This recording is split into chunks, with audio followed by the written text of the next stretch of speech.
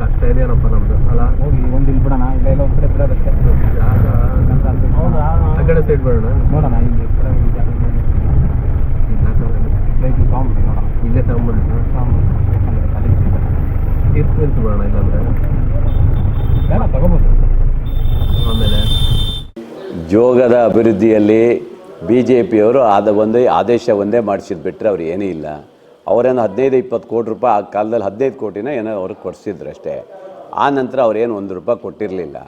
ಇವತ್ತು ನಮ್ಮದೇ ಗ್ಯಾರಂಟಿ ಸರ್ಕಾರ ಏನಿದೆ, ಆ ಗ್ಯಾರಂಟಿ ಸರ್ಕಾರನೇ ಈಗಾಗಲೇ ನಾವು 90 ಕೋಟಿ ರೂಪಾಯಿ ಕೊಟ್ಟಿದ್ದೀನಿ. ಈಗಾಗಲೇ ಹತ್ತತ್ರ 140 ಕೋಟಿ ರೂಪಾಯಿ ಕೆಲಸ ನಡೀತಾ ಇದೆ. ನಾವೇ ದುಡ್ಡು ಕೊಟ್ಟಿದ್ದೀವಿ. ದುಡ್ಡಿಂದ ಏನು ಕೊರತೆ ಇಲ್ಲ. ಯಾವ ಗ್ಯಾರಂಟಿ ಯೋಜನೆಯಿಂದ ದುಡ್ಡು ತರೋಕ್ಕಾಗಲ್ಲ ಅಂತ ಇವ್ರು ಹೇಳ್ತಿದ್ರಲ್ಲ, ಇವತ್ತು ಇಡೀ ನಮ್ಮ ಜೋಗವನ್ನು ರಾಷ್ಟ್ರ ಮಟ್ಟದಲ್ಲಿ ಬಂದು ನೋಡುವ ರೀತಿಯಲ್ಲಿ ಮಾಡಬೇಕಂತ ನಮ್ಮ ಕನಸಿದೆ. ಸುಮಾರು 190 ಕೋಟಿ ರೂಪಾಯಿಯನ್ನು ಇದಕ್ಕೆ ಮೀಸಲಿಡಬೇಕಂತ ಇದ್ದೀವಿ. ಅದಕ್ಕೆ ಹೊಸ ಯೋಜನೆಗಳನ್ನು ನಾವು ತರಬೇಕು. ಎಲ್ಲ ಜನ ಅಂದರೆ ನಿರಂತರವಾಗಿ ಜನ ಬರಬೇಕು. ನೀರಿದ್ದಾಗಲೂ ಬರಬೇಕು, ನೀರು ಇಲ್ದಾಗಲೂ ಜನ ಬರಬೇಕು. ಆ ರೀತಿಯೇ ಮಾಡಬೇಕು ಅನ್ನೋದು ನಮ್ಮ ಕನಸಿದೆ. ಅದನ್ನು ಈಡೇರಿಸುವಂಥ ಕೆಲಸ ನಾವು ಮಾಡ್ತೀವಿ. ಯಾವನಾದ್ರು ಚಾಲೆಂಜ್ ಮಾಡೋದು ಇದ್ದರೆ ಬರೋಕ್ಕೆ ಹೇಳಿ. ಅವ್ರು ಎಷ್ಟು ತಂದಿದ್ರು ಏನಂತ ದಾಖಲೆ ಸಮೇತ ನಾವು ಕೊಡ್ತೀವಿ ಅಲ್ವಾ. ಅವ್ರು ತಂದಿರೋದು ಎಷ್ಟು, ನಾವು ತಂದಿರೋದು ಎಷ್ಟು ಅನ್ನೋದು ಕೊಡ್ತೀವಿ. ಸುಮ್ಮನೆ ಒಂದು ಇದು ಮಾಡ್ಕೊಂಡು 10-15 ಲಕ್ಷ ಕೋಟಿ ರೂಪಾಯಿ ಕೊಟ್ಕೊಂಡು ನಾವೇ ತಂದಿದ್ದಂದರೆ ಬಿಡುಗಡೆ ಮಾಡಬೇಕಾದ್ರೆ ಹಿಂದೆ ಆರ್ಡ್ರ್ ಮಾಡಿದ್ದು ಅವರೇ. ಅವ್ರ ಸರ್ಕಾರ ಮಾಡಿದ್ದು. ಆನಂತರ ಅವ್ರ ಸರ್ಕಾರ ಹೋಯ್ತು, ಅವ್ರಿಗೆ ದುಡ್ಡು ಕೊಟ್ಟಿಲ್ಲ. ನಮ್ಮ ಸರ್ಕಾರ ಬಂದ ಮೇಲೆ ನಾನೇ 90 ಕೋಟಿ ರೂಪಾಯಿ ಬಿಡುಗಡೆ ಮಾಡಿದ್ದೀನಿ. ಇನ್ನೂ ಏನು ಮಾಡಬೇಕು ಹೇಳಿ? ದುಡ್ಡು ನಮ್ಮ ಹತ್ರ ಇದೆ. ಈಗಾಗಲೇ ಮತ್ತು ಹೆಚ್ಚಿನ ದುಡ್ಡನ್ನು ಕೊಡೋಕ್ಕೆ ತಯಾರಿದ್ದೀವಿ ನಾವು. ಹಾಗಾಗಿ ಆ ಒಂದು ಯೋಜನೆ ನಮ್ಮ ಇವತ್ತಿನ ಅವ್ರ ಏನಿದೆ ಅದನ್ನು ಯಾವ ರೀತಿ ಮಾಡಬೇಕು ಅನ್ನೋದು ಅಲ್ಲಿ ನಾನು ಚರ್ಚೆ ಮಾಡಿ ಮೀಟಿಂಗ್ ಮಾಡಿ ಏನೇನು ಆಗಬೇಕು ಅದು ಎಲ್ಲವನ್ನೂ ಮಾಡಿಕೊಡ್ತಾಯಿದ್ದೀನಿ. ಯಾವುದಕ್ಕೂ ಕಮ್ಮಿ ಇಲ್ಲ. ನಮಗೆ ಒಂದು ಆಗಬೇಕು, ಒಂದು ಗ್ಲಾಸ್ ಹೌಸ್ ಥರ ಮಾಡ್ತಾಯಿದ್ದೀವಿ. ಗ್ಲಾಸ್ ಹೌಸು ಅಂದರೆ ಒಂದು ಗ್ಲಾಸ್ ಹೌಸ್ ಥರ ಒಳ್ಳೆ ಮಾದರಿ ಗ್ಲಾಸ್ ಹೌಸ್ ಮಾಡಬೇಕಂತ ಇದ್ದೀವಿ. ಆಮೇಲೆ ರೈನ್ ಡ್ಯಾನ್ಸ್ ಮಾಡಬೇಕಂತ ಇದ್ದೀವಿ. ಮತ್ತು ಅಲ್ಲಿ ಜನರಿಗೆ ಬರೋರಿಗೆ ಮ್ಯೂಸಿಕ್ ಏನಿದೆ, ಮ್ಯೂಸಿಕ್ ಫೌಂಟೇನ್ ಬರುತ್ತಲ್ಲ, ಅದು ನಮ್ಮ KRS ಅಲ್ಲಿ ಇದೆಯಲ್ಲ, ಆ ಥರ ಮ್ಯೂಸಿಕ್ ಒಂದು ಇದು ಮಾಡ್ತಾಯಿದ್ದೀವಿ. ಅಂದರೆ ಮತ್ತು ಜನರಿಗೆ ಮತ್ತು ಅಲ್ಲಿ ಬಂದವರಿಗೆ ಹಾಡು ಹೇಳೋಕ್ಕೆ, ಇನ್ನೊಂದಕ್ಕೆ ಸಂಗೀತ ಕೇಳೋಕ್ಕೆ ಇವೆಲ್ಲವೂ ವ್ಯವಸ್ಥೆ ಆಗಬೇಕು ಅನ್ನೋದು ರೀತಿಯಲ್ಲಿ ಯಾವುದೇ ಕೊರತೆಯಲ್ಲಿ ಮಾಡ್ತಾಯಿದ್ದೀವಿ.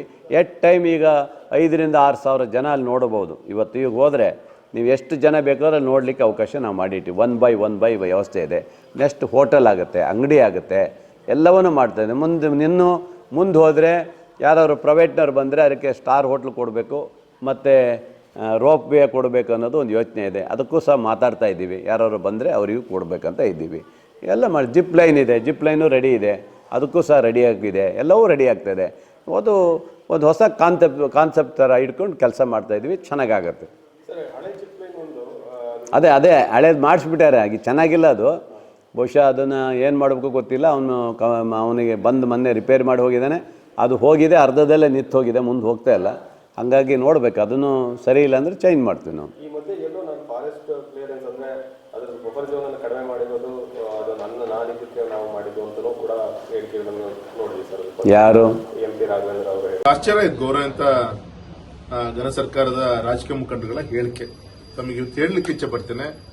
ಇವತ್ತು ಜೋಗ ಅಭಿವೃದ್ಧಿಯ ಒಂದು ಯೋಚನೆ ಏನಾದರೂ ಬಂದಿದ್ರೆ ಅದು ಯಡಿಯೂರಪ್ಪನವರ ಕನಸು, ಅದು ನಿಮ್ಮ ರಾಘಣ್ಣನ ಕನಸು, ಯಾರ್ದು ಕೂಡ ಅಲ್ಲ. ಇದು ಬಜೆಟ್ ಇರೋದು 50 ಕೋಟಿ ಪ್ರವಾಸೋದ್ಯಮಕ್ಕೆ. ಚೆಕ್ ಮಾಡಿ, ಇವತ್ತು ಗೌರವಂತ ನಮ್ಮ ಸಿದ್ದರಾಮಯ್ಯ ಸರ್ಕಾರದಲ್ಲಿ 50 ಕೋಟಿ ಇಟ್ಟಿದ್ದಾರೆ. ಅರೆ, ಯಡಿಯೂರಪ್ಪನವರು ಮುಖ್ಯಮಂತ್ರಿಗಳಿದ್ದಾಗ 160 ಕೋಟಿ ಜೋಗ್ ಫಾಲ್ಸ್ ಅಭಿವೃದ್ಧಿಗೆ ಹಣವನ್ನ ಇಟ್ಟು 80 ಕೋಟಿ ರಿಲೀಸ್ ಮಾಡಿದ್ರು. 80 ಕೋಟಿ ರಿಲೀಸ್ ಮಾಡಿ 60-65 ಕೋಟಿ ಕಾಮಗಾರಿ ನಮ್ಮ ಸರ್ಕಾರದ ಪ್ರೋಗ್ರೆಸ್ ಇತ್ತು. ಎಷ್ಟು ಪ್ರೋಗ್ರೆಸ್ ಇತ್ತು ಅಷ್ಟು ಪೇಮೆಂಟ್ ಮಾಡಿದೀವಿ. ಇನ್ನು ಉಳಿದಂತ ಕೆಲಸ ಇವತ್ತಿನ ಒಂದು ಸರ್ಕಾರದ ಅವಧಿಯಲ್ಲಿ ಪ್ರೋಗ್ರೆಸ್ ಇದೆ, ಹಣವನ್ನ ಪೇಮೆಂಟ್ ಮಾಡ್ತಾ ಇದ್ದಾರೆ. ಬಜೆಟ್ ಅಲ್ಲಿ ಹಣನೇ ಇಟ್ಲ ಇವರು ಎಲ್ಲಿಂದ ಪೇಮೆಂಟ್ ಮಾಡಬೇಕಾಗಿತ್ತು. ಕೋಟಿ ಹಣವನ್ನು ಇಟ್ಟು 80 ಕೋಟಿ ರಿಲೀಸ್ ಮಾಡಿ ಮತ್ತು ವಿಶೇಷವಾಗಿ ದುಡ್ಡು ಕೊಡೋ ಜೊತೆಗೆ ಸಮಸ್ಯೆ ಏನು, ಜೋಗ್ ಅಭಿವೃದ್ಧಿಯನ್ನ ಮಾಡಬೇಕು. ಬೌಂಡ್ರಿ ಏನಿದೆ, ಬಫರ್ ಝೋನ್ 10 ಕಿಲೋಮೀಟರ್ ಇತ್ತು. ಆ ಗುಡ್ಡದ ತುದಿಯಿಂದ 10 ಕಿಲೋಮೀಟರ್ ಬಫರ್ ಝೋನ್ ಸುತ್ತ ಮಾಡಿದ್ರೆ ಅಲ್ಲಿ ಅಭಿವೃದ್ಧಿ ಮಾಡ್ಲಿಕ್ಕೆ ಒಂದು ಮನೆ ಕಟ್ಟಕ್ಕೆ ಅವಕಾಶ ಇದ್ದಿಲ್ಲ. ಕೇಂದ್ರಕ್ಕೆ ಈ ಫೈಲನ್ನು ತೆಗೆದುಕೊಂಡು ಹೋಗಿ ಆ ಬಫರ್ ಝೋನ್ ಅನ್ನ 10 ಕಿಲೋಮೀಟರ್ 1 ಕಿಲೋಮೀಟರ್ಗೆ ಹಿಂಭಾಗಕ್ಕೆ ನಾವು ಸರಿಸಿದ್ವಿ. ಸರಿಸಿದಂತ ಪ್ರತಿಫಲವಾಗಿ ಇವತ್ತಲ್ಲಿ ಹಣವನ್ನು ಖರ್ಚು ಮಾಡಿ ಅಭಿವೃದ್ಧಿ ಮಾಡ್ತಾ ಇದೀವಿ. ಈಗ ಹೋಗಿ ಕೂಲಿಂಗ್ ಗ್ಲಾಸ್ ಹಾಕೊಂಡು ಫೋರ್ಸ್ ಕೊಟ್ಕೊಂಡು ನಮ್ಮ ಸರ್ಕಾರ ಕೊಟ್ಟಂತ ಹಿಂದೇನೋ ಮಾಡ್ಲಿ ಈಗ ಮಾಡ್ತಾ ಇದೀವಿ ಅಂತ ಅದು ಮಾಡ್ಲಿ ಸಂತೋಷ, ಎಲ್ರದ್ದು ಜವಾಬ್ದಾರಿ ಇದೆ. ಅರೆ ಇಲ್ಲದ್ದು ಸುಳ್ಳು ಹೇಳ್ಕೊಂಡು ಹೇಳಂತ ಅವಶ್ಯಕತೆ ಇಲ್ಲ. ಅದು ನಮ್ಗೆ ಗೊತ್ತಿಲ್ಲ. ಅದೇ ಸಾಧನೆ ನೋಡ್ರಿ, ಬಫರ್ ಝೋನ್ ಒಳ್ಳೆ ಕತೆ ಆಯ್ತಲ್ಲ, ಒಬ್ಬ MP ಆಗಿ ಇರುವಾಗ ಅವಾಗ ಮಾಡಿರ್ಬೋದು, ನಮಗೇನು ಇಲ್ಲ ಅಂತಿಲ್ಲ. ಅದರಿಂದ ಅದಕ್ಕೂ ಇದಕ್ಕೂ ಸಂಬಂಧ ಇಲ್ಲ. ಹಂಗಂತ ಹೇಳಿ ದುಡ್ಡು ತಂದಿದ್ದೀರಾ ನೀವು? ಇಲ್ಲಲ್ಲ. ಯಾವ ಗ್ಯಾರಂಟಿಯಲ್ಲಿ ₹1 ಇಲ್ಲ, ಸರ್ಕಾರ ಬಿಕಾರಿ ಆಗಿದೆ, ಸರ್ಕಾರದಲ್ಲಿ ಹಣ ಇಲ್ಲ, ಸರ್ಕಾರದಲ್ಲಿ ಏನೂ ಇಲ್ಲ ಅಂತ ಹೇಳ್ತಿದ್ರಲ್ಲ, ಇದೇ ನಾಲಿಗೆಗಳಲ್ಲ. ಇವತ್ತು ಹೆಂಗೆ ಕೊಟ್ಟಿದ್ದೇನೆ ನಾನು? ಇವತ್ತು ಯಾಕೆ ದುಡ್ಡು ಕೊಟ್ಟಿದ್ದೀನಿ? ಹಸಿರುಮಕ್ಕಿ ಸೇತುವೆ ದುಡ್ಡು ಇರಲಿಲ್ಲ, ದುಡ್ಡು ಕೊಟ್ಟಿಲ್ಲ. ಈಗ 55 ಲಕ್ಷ 55 ಕೋಟಿ ಕೊಟ್ಟಿದ್ದೀನಿ, ಅದು ಕೆಲಸ ನಡೀತದೆ. ಇವರು 5 ವರ್ಷ ಕಾಲದಲ್ಲಿ ಹಾಗೆ ಇಟ್ಟಿದ್ರು ಹಸಿರುಮಕ್ಕಿ ಸೇತುವೆನ.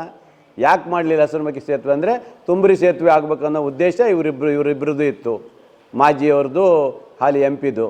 ಅದಕ್ಕೋಸ್ಕರ ಅಲ್ಲಿ ಕಡಿವಾಣ ಹಾಕಿ ಆ ಭಾಗದ ಜನರಿಗೆ ತೊಂದರೆ ಕೊಟ್ಟರು ಇಷ್ಟು ವರ್ಷ ಆಗದೆ ಇರುವಂಥ. ಈಗ ನಾನು ಬಂದ ಮೇಲೆ ಹೆಂಗಾಗ್ತಿದೆ, ಫಾಸ್ಟಾಗಿ ಆಗ್ತಾಯಿದೆಯಲ್ಲ. ದುಡ್ಡು ಇಟ್ಟಿದ್ದೀನಿ, ದುಡ್ಡಿನೇನು ಕೊರತೆ ಇಲ್ಲ. ಸುಮ್ಮನೆ ಬಿಡ್ತಾರೆ, ಬೊಗಳೆ ಬಿಡ್ತಾರೆ ಅಷ್ಟೇ. MP ಅವರು ಬಿಡ್ತಾರೆ, ಮಾಜಿ MLA ಬೊಗಳೆ ಬಿಡ್ತಾನೆ, ಬಿಟ್ಟರೆ ಏನೂ ಇಲ್ಲ. ನಮ್ಮ ತಾಲೂಕಿಗೆ ಏನೇನು ಆಗಬೇಕು ಎಲ್ಲವನ್ನು ರಾಜ್ಯ ಸರ್ಕಾರ ಕೊಡ್ತಾ ಇದೆ. ಈಗಾಗಲೇ ನೋಡಿ, ನಮ್ಮ ಸಾಗರ ಸಿಟಿಗೆ 24x7 ಕೊಡಲಿಕ್ಕೆ ಈಗಾಗಲೇ ಕುಡಿಯೋ ನೀರು ಯೋಜನೆಗೆ 245 ಕೋಟಿ ರೂಪಾಯಿನೂ ಸಹ ಬಿಡುಗಡೆ ಮಾಡಿಸ್ತಾ ಇದ್ದೀನಿ. ಹಾಸ್ಪಿಟ್ಲ್ ಅಪ್ಗ್ರೇಡ್ ಕೊಡೋಕ್ಕೆ 70 ಕೋಟಿ ರೂಪಾಯಿ ಬಿಡುಗಡೆ ಮಾಡಿಸ್ತಾ ಇದ್ದೀನಿ. ಯಾವುದೇ ಕಮ್ಮಿ ಏನು ನಾವು ಮಾಡಿಲ್ಲಲ್ಲ, ಎಲ್ಲದೂ ರೆಡಿ ಮಾಡಿದ್ದೀವಿ. ಏನಾಗಬೇಕಾಗಿದೆ ಎಲ್ಲವನ್ನೂ ಸಹ ಈ ತಾಲೂಕಿನಲ್ಲಿ ಗ್ಯಾರಂಟಿಯ ಯೋಜನೆ ಕೊಟ್ಟು ಸಹ ಅದರ ಜೊತೆ ಈ ಯೋಜನೆಗಳು ಕೊಡ್ತಾ ಇದ್ದೀವಿ. ಸಮರ್ಪಕವಾಗಿ ಈ ತಾಲೂಕಿನ ಅಭಿವೃದ್ಧಿಗೆ ಕೊರತೆ ಇಲ್ಲ. ನಮಗೆ ಪೊಲೀಸ್ ಓಡೋದು ಮಾಡೋದು ಅವರನ್ನು ರಿಮೂವ್ ಮಾಡಬೇಕು. ಹೌದು, ತುಂಬ ಸಮಸ್ಯೆ ಇದೆ ಮಾಡೋದ್ರೆ ಟ್ರಾಫಿಕ್ ಮಾಡ್ತೀನಿ. ಟ್ರಾಫಿಕ್ ಮಾಡಿ ನಾನೇ ಟ್ರಾಫಿಕ್ ಮಾಡಿಕೊಂಡೆ ಏನು ಟೈಮ್ ಕಾಲಲ್ಲ. ಈಗ ಅಲ್ವಾ